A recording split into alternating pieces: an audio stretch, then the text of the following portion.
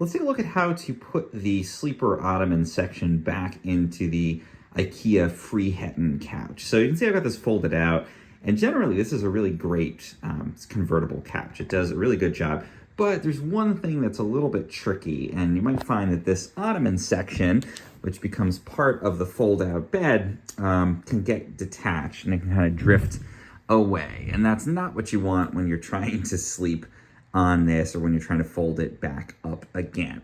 But there's a very simple way to fix this. It's just a little bit confusing if you've never done it before. So very simple. We're first going to fold the top of this down. So standard procedure, pull this out. That's going to fold in. Now, if you take a peek under the couch, you can see there's these little metal hooks and there's these little pins.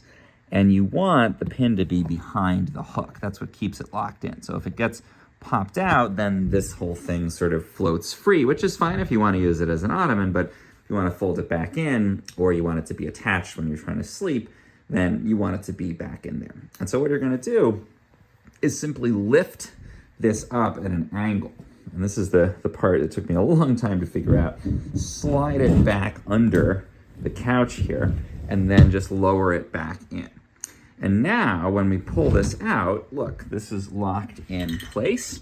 Our little pins are back in the proper place. It's a little bit hard to see, but it's hooked in there. Yep, there you go. You can see the pin hooked on that little piece. That's gonna keep it in place on here. And now if we go to fold it back out again, just make sure to pull straight out on here. Let's move in the whole couch, which is a good sign. It's a little hard to do this one-handed while I'm taping, but let me quickly just grab another hand in there and pull it in. Great, so now this is all folded out. It's locked in place. It's not going anywhere if I want to use it for sleep. And then again, when I'm ready to fold it back in, now that those pins are locked on the side, I can just do the simple fold and push operation, and it's going to go right back into place.